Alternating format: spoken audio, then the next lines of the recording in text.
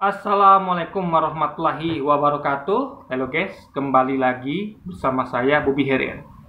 Nah, kita akan bahas tentang pendapat saya tentang kereta cepat Cina. Yang mana itu baru saja dibangun ya di Jakarta, itu nggak salah, Jakarta Bandung ya nggak salah, kereta cepat Cina. Jadi gini, ada pengamat yang mengatakan bahwa ini adalah pemborosan karena tidak akan pernah butuh waktu 100 tahun lebih untuk lunas. Karena kan itu kan dibayar dari utang kepada Cina. Makanya namanya kereta cepat Cina gitu kan. Nah, itu pengamat yang menghitung-hitung ya. Cara ngitungnya kan gampang, guys. Dari cara berapa kan udah tahu nih biaya investasinya berapa. Udah tahu berapa biaya utangnya. Tinggal dihitung untuk tahu berapa lama untuk break even point alias lunasannya. Tentu dihitung dari berapa pendapatan dari kereta cepat itu. Nah, dia menghitung hanya berdasarkan dari berapa tiketnya gitu kan. Padahal itu masih walaupun tidak masuk akal karena masih ada komponen lain yaitu biaya untuk karyawannya, operasional yang lainnya gitu kan. Jadi dia hanya hitung pendapatan, tidak menghitung pengeluaran. Nah, sedangkan itu saja ya, menurut pengalaman ini ya, sedangkan itu saja dari harga tiket yang sekarang ini. Jadi itu butuh waktu, belum dikurangi ya dengan pengeluaran biaya operasional. Karena nggak mungkin ada biaya operasionalnya, pasti ada. Nggak mungkin biaya pendapatan itu bersih gitu. Nggak mungkin ini kereta cepat berjalan tanpa ada biaya operasional, nggak mungkin. Nah itu ya hanya dari pendapatannya saja, dia hitung-hitung untuk melunasi utang itu, ya. Terus bunganya kalau nggak salah itu butuh waktu 100 tahun lebih. Apalagi kalau dipotong biaya operasional. Nah artinya ini kereta nggak lunas gitu. Jadi nggak ada bisnis yang dijalankan itu nggak ada yang kalau bisnis itu yang dikatakan bahwa bisnis itu kan harusnya mencari untung break even point yang cepat. Nah kalau saya pribadi ya paling lama bagi saya saya bisa terima paling lama sekali kalau bisa 5 tahun lah break even pointnya. Jadi kalau saya bangun bisnis itu kalau bisa 5 tahun itu udah break even point, balik modal itu. Nah, kalau ini kan sampai 1 tahun lebih, itu belum dihitung dari biaya personal lah. Berarti ini bukan bisnis namanya. Lalu untuk apa? Nah, ini jawabannya ini adalah di counter oleh profesor ya. Jadi kalau kita nonton di Rocky Gerung gitu ya, di channel Rocky Gerung official itu dikatakan bahwa profesor salah minum jamu dan saya setuju. Kenapa? Karena sebenarnya profesornya harusnya mencerdaskan. Dia harusnya tahu bahwa ini adalah sesuatu yang salah dalam membangun bangsa. Karena kita harus berdasarkan pada ekonomi kerakyatan, bukan ekonomi prestise. Ingat ya, ekonomi kerakyatan itu lawannya adalah ekonomi prestise. Nah, ekonomi kerakyatan kita ngomong tentang akar rumput. Tapi kita paling banyak itu adalah menengah ke bawah dibandingkan menengah ke atas. Itu fakta. Menengah ke bawah itu lebih banyak. Nah, itu adalah akar rumput yang paling banyak gitu kan. Harusnya ekonomi kita adalah ekonomi kerakyatan, bukan ekonomi prestise. Jadi jawaban beliau gini, untuk mengkonter itu harusnya dia kan menjelaskan secara gamblang. Kalau dia profesor ya yang ngerti tentang kebangsaan, bahwa kita ini harus berpihak pada ekonomi kerakyatan, dia harus menjelaskan begini. Sebentar kita ngomong tentang penjelasan dia. Jadi dia bilang begini guys ya, itu memang di mana-mana tidak ada kereta cepat itu yang balik modal tuh nggak ada, cepat nggak ada. Memang itu bukan tujuannya untuk balik modal, memang untuk prestise, gitu kan? Dia bilang bagus gitu kan. Ini sangat mengecewakan guys ya. Harusnya profesor itu kan harusnya menyadarkan negara bahwa tujuan negara adalah untuk ekonomi kerakyatan, bukan ekonomi prestise. Jadi nggak penting itu prestise, nggak penting. Kecuali kalau rakyat semuanya sudah makan, udah kenyang, udah tidak ada lagi yang miskin, udah nggak ada lagi yang kelaparan, udah nggak ada lagi yang nggak sekolah. Ini faktanya kan banyak. Nah harusnya kan ekonomi kerakyatan. Jadi kita nggak penting prestise, nggak penting guys. Ya, harusnya kalau saya profesor, saya akan mengatakan bahwa ini bertentangan dengan prinsip ekonomi kerakyatan. Ya, coba bayangkan ya, sangat menjadikan di negeri serang kita ini ya, yang dibangun tuh banyak sekali hal-hal yang pemborosan. Prestise bagi saya pemborosan. Kenapa? Karena belum saatnya. Kita belum negara maju. Kita bahkan negara berkembang saja kita masih meragukan. Kalau melihat banyak kemiskinan di mana-mana, angka stunting di mana-mana, itu kita bahkan negara berkembang pun saya ragu dikatakan gitu kan. Kalau negara berkembang, tapi negara berkembang yang jeblok. Karena banyaknya angka kemiskinan dan stunting di mana-mana, anak putus sekolah dan segala macamnya gitu kan, orang-orang kelaparan. Nah, PCC itu nggak penting. Jadi gini, saya analogikan gini ya. Anggap saya adalah anggap saya presiden. Saya tentu ada pemimpin negara.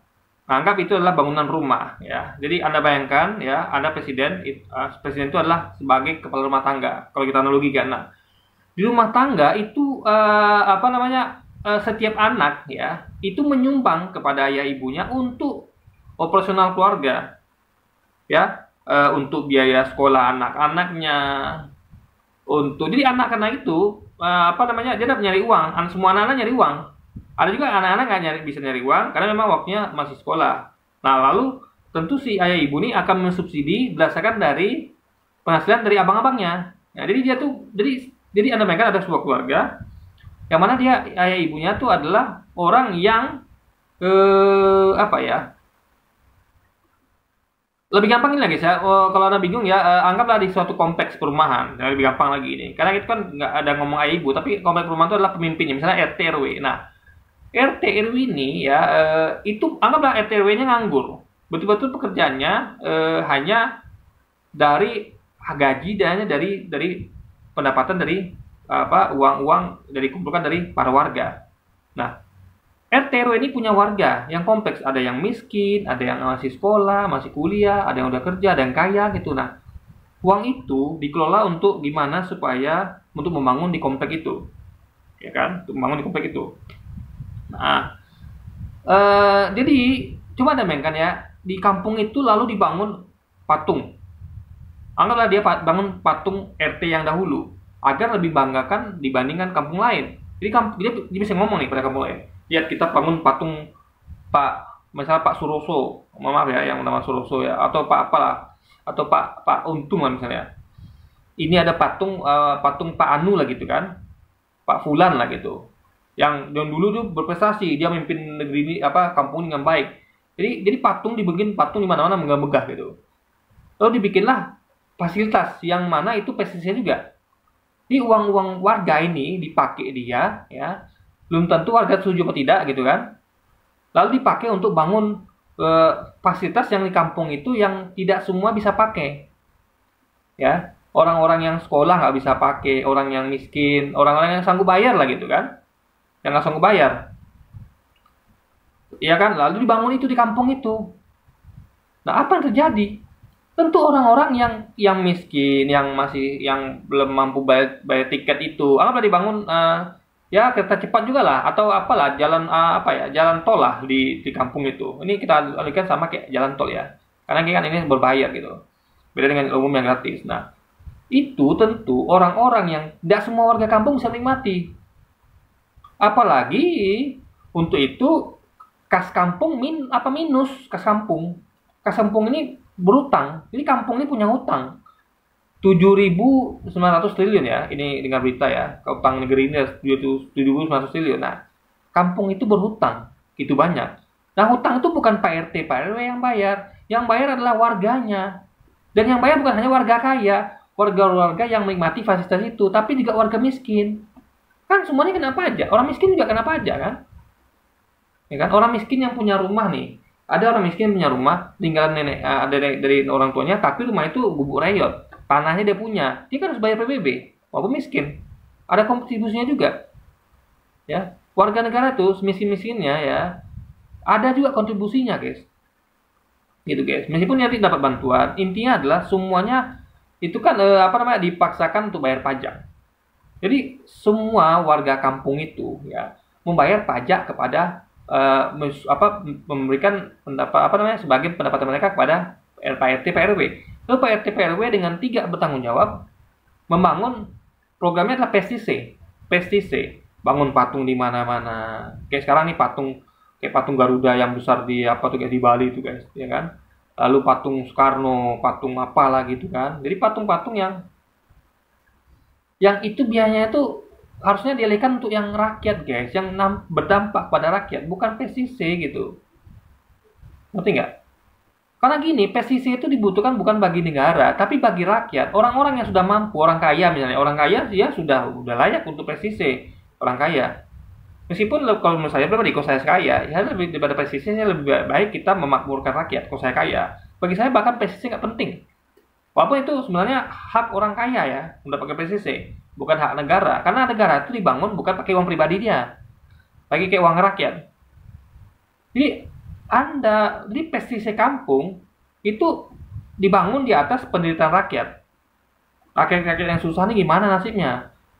Apakah mereka bisa makan patung itu? Bisa makan kereta cepat? Apakah dengan adanya kereta cepat, jalan tol mereka terjamin? Sekolah mereka terjamin? Kan tidak. Ntar mereka harus bayar pajak, mereka jadi objek pajak juga gitu.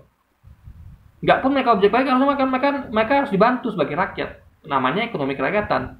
Jadi gotong royong itu tidak ada sekarang guys, gotong royong itu guys. Harusnya negara sebagai komponen gotong royong yang menghimpun gotong royong itu harusnya menghimpun uang-uang itu yang gotong royong rakyat itu yang semuanya kena pajak, yang wajib pajak itu digunakan untuk gotong royong balikan ke mereka. Yang mana paling membutuhkan itu baru nama gotong royong. Makanya gini, ekonomi kerakyatan itu gini guys. Di kampung itu ya, Pak RT PRW, kalau saya dari Pak RT PRW apalagi presiden, saya akan mengumpulkan uang rakyat atau uang warga perumahan dan saya akan bangun ekonomi kerakyatan. Jadi uang itu adalah saya akan gulirkan dalam bentuk gotong royong. Jadi saya akan kumpulkan warga semua. Hai warga, kita nggak penting pesisir di kampung ini. Biar aja kampung lain melihat ini tidak ada patungnya, nggak ada fasilitas yang mentereng gitu kan. Tapi yang penting di kampung kita tidak ada yang kelaparan, tidak ada yang putus sekolah. Nah, saya akan kumpulkan warga dan kita akan gotong royong.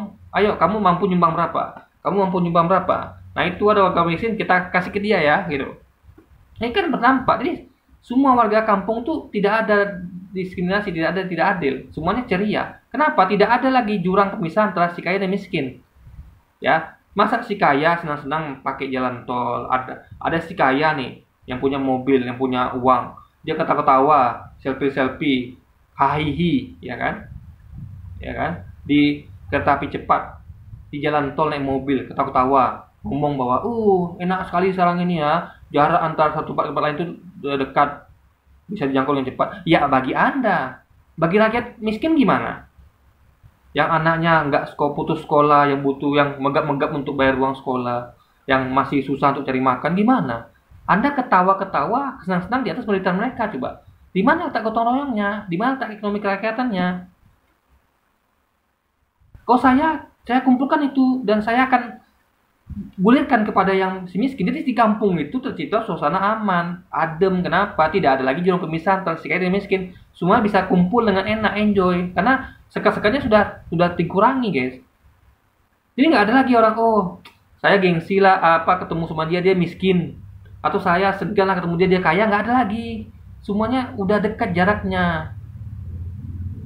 Gitu, guys. Jadi ketika si kaya misalnya ngobrol di warung di kampung itu, nggak ada lagi yang tidak ke sana dengan ada yang misalnya dia lagi enak-enak ngobrol di warung kopi nih, tiba dia nggak tahu ada di beberapa rumah tuh yang nggak makan gitu kan. Jangan ngopi, makan aja nggak ada, coba nggak bisa menikmati bareng-bareng. Tapi kalau semuanya makan, tentu mereka ada uang lebih untuk bisa ngobrol bareng ketika kopi jadi rame gitu kan. Nah, jadi ada percakapan di situ, interaksi warga yang hangat. Karena gotong royongnya jalan, gitu guys.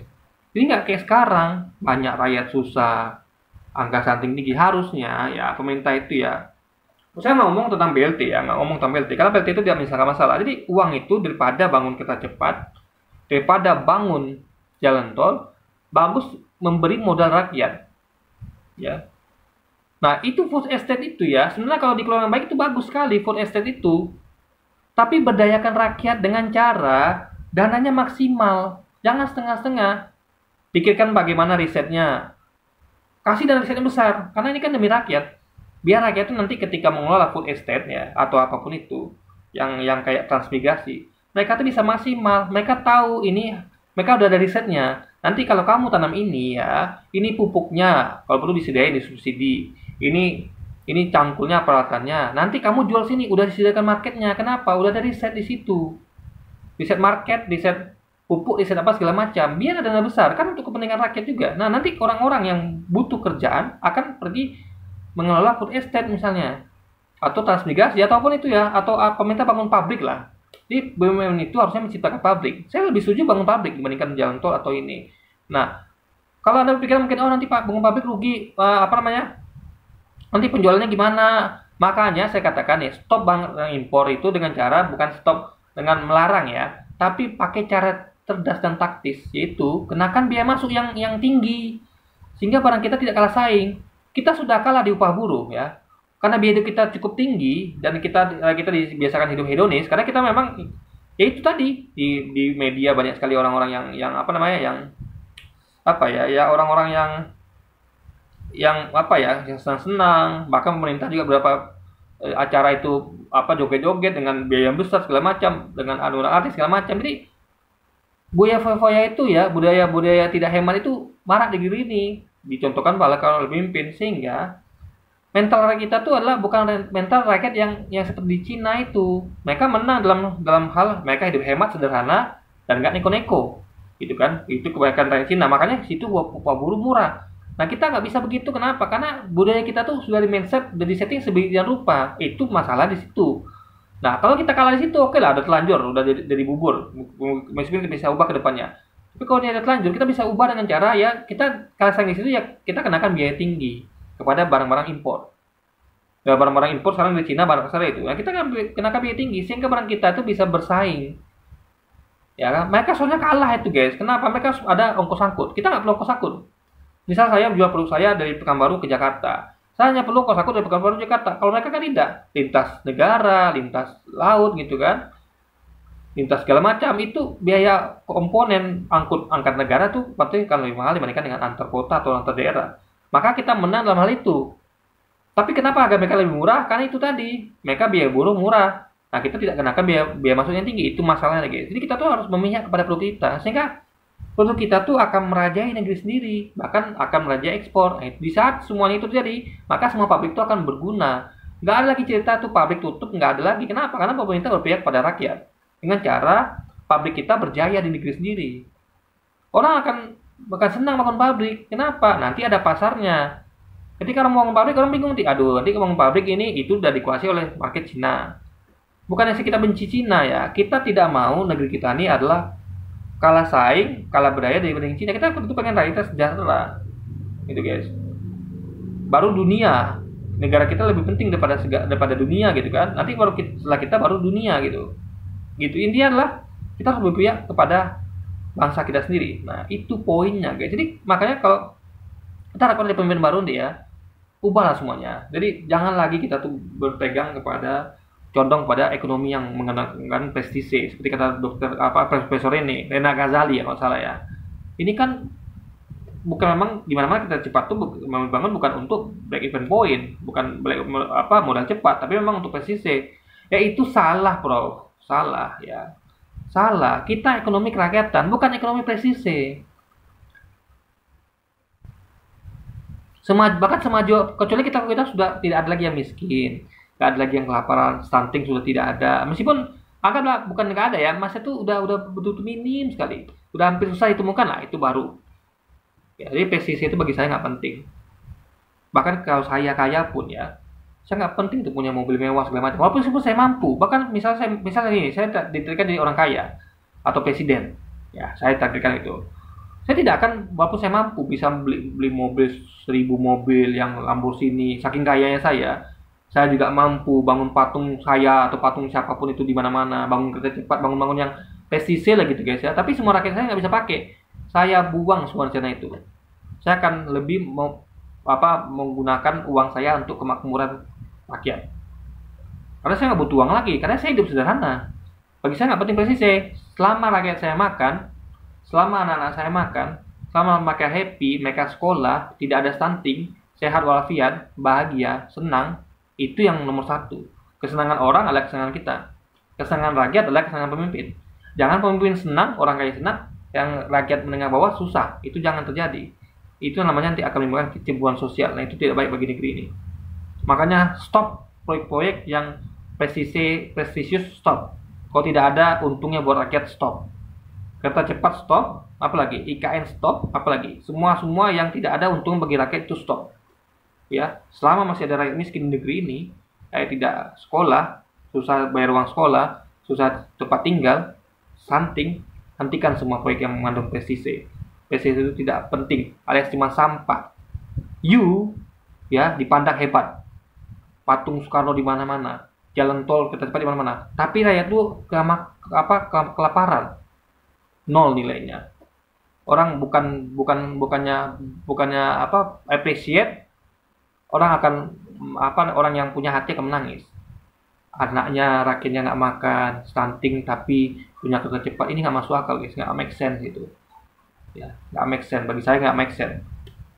Makanya stop ekonomi pestisida, balik kepada ekonomi kerakyatan. Dan itu kita kan nanti akan ada pemimpin baru. Semoga kita berdoa kepada Allah, semoga kita dikasih pemimpin yang membuat perubahan di negeri ini. Dan itu cuma ada satu calon sekarang ya, yaitu Pak Anies Baswedan, nggak ada yang lain. Ganjar sama Prabowo itu tetap meneruskan proyek-proyek pestisida yang gila ini guys, yang cuma mengandalkan pestisida, kemegahan, tapi rakyatnya nggak makan, rakyatnya kelaparan, susah sekolah, susah nyari kerja, stunting di mana-mana, gizi buruk dan segala macamnya. Kita tidak mau hal yang terjadi. Dan semoga Allah mengabulkan doa kita semua. Oke, jadi mungkin ya sekian dulu aja video kita kali ini guys ya. Sampai jumpa lagi di video selanjutnya. Wassalamualaikum warahmatullahi wabarakatuh guys.